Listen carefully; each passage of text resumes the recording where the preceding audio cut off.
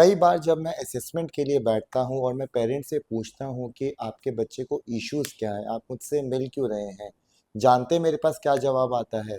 Parents कहते हैं कि सर मुझे भी नहीं पता, कुछ तो गड़बड़ है मेरे बच्चे में, लेकिन क्या है वो मैं भी नहीं समझ पा रहा, इसीलिए मैं आपके पास आया हूँ।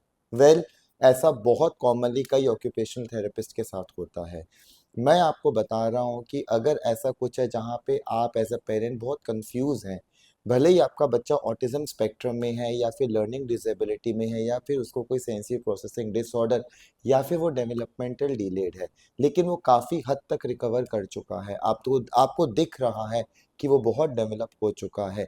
लेकिन ऐसी क्या चीज़ है कि अभी भी वो थोड़ा सा स्लो आप लोगों को दिख रहा है?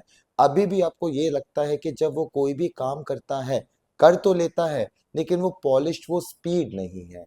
वेल, पेरेंट्स, इस टर्म को हम यूजुअली कहते हैं डिस्प्रैक्सिया। क्या होता है डिस्प्रैक्सिया, क्यों होता है डिस्प्रैक्सिया, और यहाँ पे ऑक्यूपेशनल थेरेपिस्ट का रोल क्या है? आइए ये सब चीजें हम डिटेल में इस वीडियो में जानते हैं।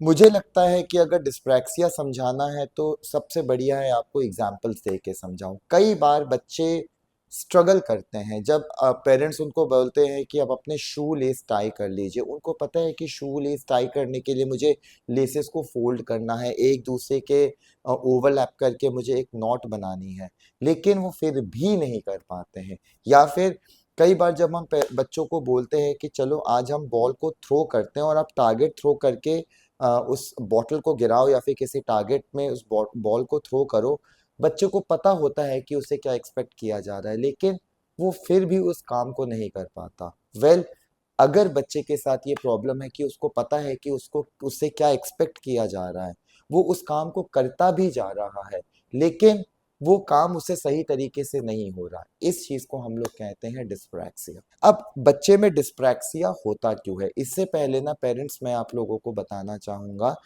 डिस्प्रैक्सिया अलग से भी हो सकता है। ऑटिज्म में तो डिस्प्रैक्सिया होता ही है, लर्निंग डिसेबिलिटी में या फिर लर्निंग डिफिकल्टी वाले बच्चों में डिस्प्रैक्सिया होता ही है। तो कहने का मतलब है कि ये अलग से भी आपको हो सकता है, आपके बच्चे को हो सकता है, या फिर आप देख सकते हैं कि अगर आपके बच्चे को कोई ऐसा डायग्नोस्ड है जहाँ पे डेवलपमेंटल डिसऑर्डर भी एक वन ऑफ द रीजंस हो सकता है, तो डिस्प्रैक्सिया बहुत कॉमन हो जाता है। अब अपने बच्चों में अब डिस्प्रैक्सिया पकड़ेंगे कैसे? वेल, मैं आपको ना कुछ हिडन पॉइंट्स बता रहा हूँ, आप प्लीज चेक करिए, और अगर आपको लगता है कि आपके बच्चे में ये सारे फीचर्स हैं तो शायद उसको डिस्प्रैक्सिया है। सबसे इंपॉर्टेंट चीज है कोऑर्डिनेशन। लाइक, वो कोई भी एक्टिविटी करता है, वो कर तो लेता है बहुत, मतलब कि आप मेहनत के साथ उसको करवा रहे हैं और वो कर भी लेता है, लेकिन एक कोऑर्डिनेशन का प्रॉब्लम हमेशा आप देखते हैं कि कितनी स्ट्रेंथ लगानी है, वो एक हाथ से ही करता जा रहा है, दूसरा हाथ प्रॉपरली आके कोऑर्डिनेट नहीं कर पा रहा।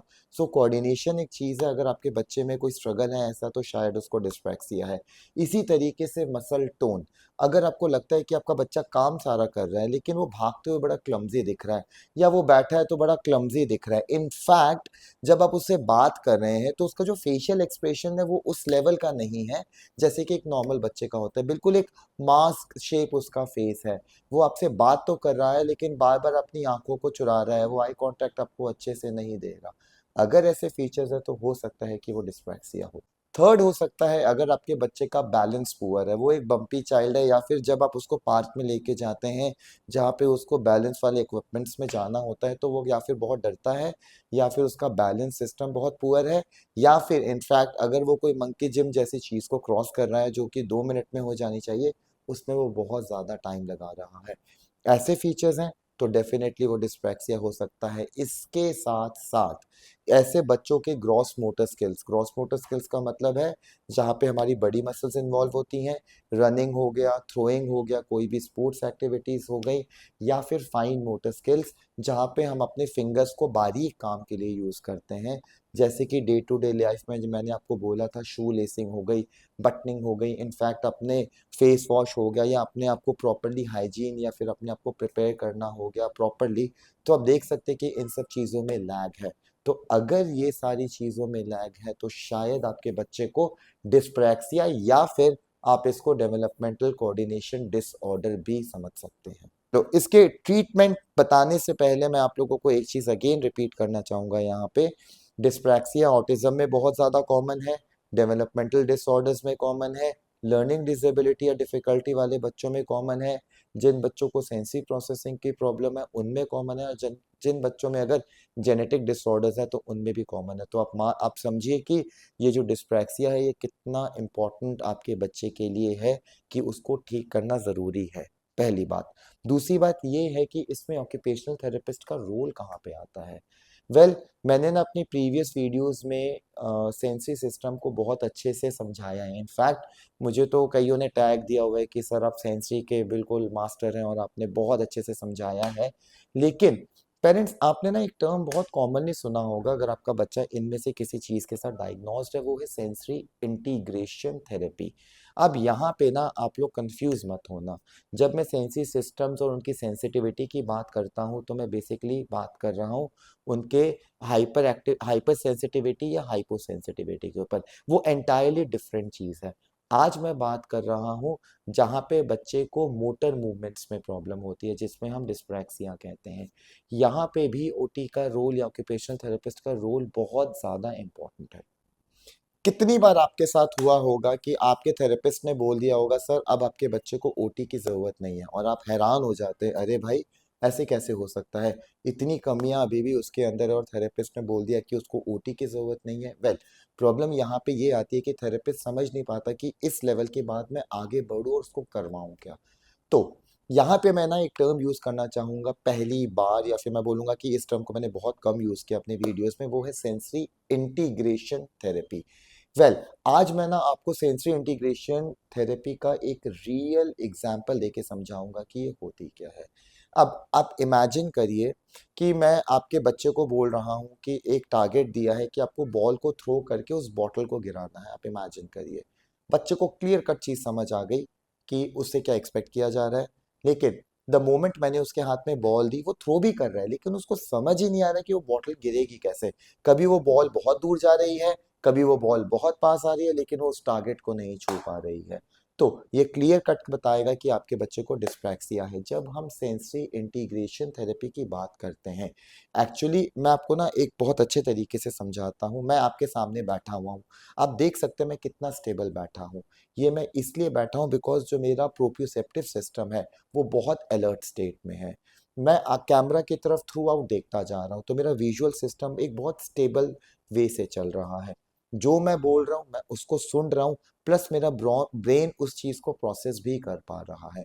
आपने देखा कितने सारे मल्टी सेंसरी सिस्टम्स काम कर रहे हैं एक नॉर्मल रिस्पॉन्स के लिए। मेरी रिस्पॉन्स क्या है कि मैंने बोलना है, लेकिन बोलने के लिए मेरे सारे सेंसरी सिस्टम्स को एक साथ काम करना पड़ रहा है। सो सेंसरी इंटीग्रेशन का एक्चुअली मतलब होता है कोई ऐसी एक्टिविटी ऑक्यूपेशनल थेरेपिस्ट प्रिपेयर करे जिसमें कि सारे के सारे सेंसेस एकदम जागरूक हो जाएं, एकदम अलर्ट स्टेट में आ जाएं, ताकि बच्चे के प्रॉपर रिस्पॉन्सेज मिल पाए। अब आपको बहुत सिंपल एग्जांपल देता हूं। आप इमेजिन करिए कि कोई बैलेंस बोर्ड है, मैंने आपके बच्चे को बैलेंस बोर्ड में खड़ा कर दिया और अब मैंने उसको दे दी एक 2 kg की बॉल और मैंने बोला कि चलो इसको नीचे से उठाओ और आगे एक बॉटल पड़ी है उसको जोर से थ्रो कर दो। अब जैसे वो बैलेंस बोर्ड में खड़ा है तो उसका वेस्टिबुलर सिस्टम स्टिमुलेट हो गया। जैसे वो अपनी हेवी बॉल उठाएगा उसका प्रोप्रियोसेप्टिव सिस्टम स्टिमुलेट हो गया। अब मैंने उसको एक स्पेसिफिक टारगेट को हिट करने के लिए बोला है तो उसके विजुअल सिस्टम को भी स्टेबल होना पड़ेगा। इसके साथ साथ हायर लेवल पे उसको कितनी जोर से थ्रो करना है, कितने डिस्टेंस पे थ्रो करना है, किस टाइम थ्रो करना है, डेप्थ कितनी है, उन सब के बारे में भी उसकी ओरिएंटेशन इंप्रूव होगी। तो आपने देखा कि एक सिंपल एक्टिविटी को जहाँ पे सिर्फ थ्रोइंग है उसको हमने कितना चैलेंजेबल बना दिया। इसे कहते हैं हम बेसिकली सेंसरी इंटीग्रेशन थेरेपी। सो अगर आपके बच्चे को डिस्प्रैक्सिया है तो उसको यस अभी भी ढेर सारी ओटी चाहिए, उसको ढेर सारी सेंसरी इंटीग्रेशन थेरेपी चाहिए, उसको ढेर सारी मोटर मूवमेंट्स चाहिए, उसको ढेर सारी कोऑर्डिनेशन एक्सरसाइजेस चाहिए, ढेर सारी ग्रॉस मोटर एक्टिविटीज चाहिए, ढेर सारे फाइन मोटर एक्टिविटीज चाहिए। इनफैक्ट शॉर्ट में बोलूं अभी भी उसकी ओटी में बहुत ज्यादा काम करना है। सो पेरेंट्स, आई होप आपको डिस्प्रैक्सिया के बारे में कुछ तो समझ आया होगा। अगर आप चाहें तो इसके बारे में डेप्थ में जाके पढ़िए, बिकॉज मैं आपको बता रहा हूँ अगर आपका बच्चा किसी भी तरीके की स्पेशल नीड्स में है तो ये एक कॉमन स्ट्रगल है जिस जो वो कर रहा होगा। अगर आपको ये वीडियो अच्छी लगी हो तो प्लीज़ आगे भी शेयर करिए ताकि बाकी पेरेंट्स को भी हेल्प मिले इस वीडियो से। और अगर आपको किसी एक स्पेसिफिक टॉपिक या फिर किसी टॉपिक के बारे में आप चाहते हैं कि मैं डिस्कस करूं तो प्लीज़ आप कमेंट सेक्शन में लिखिए। मैं ट्राई करूंगा, अगर मेरे फोटे के अंदर होगा तो मैं डेफिनेटली उसके ऊपर वीडियो बनाऊंगा। Thank you.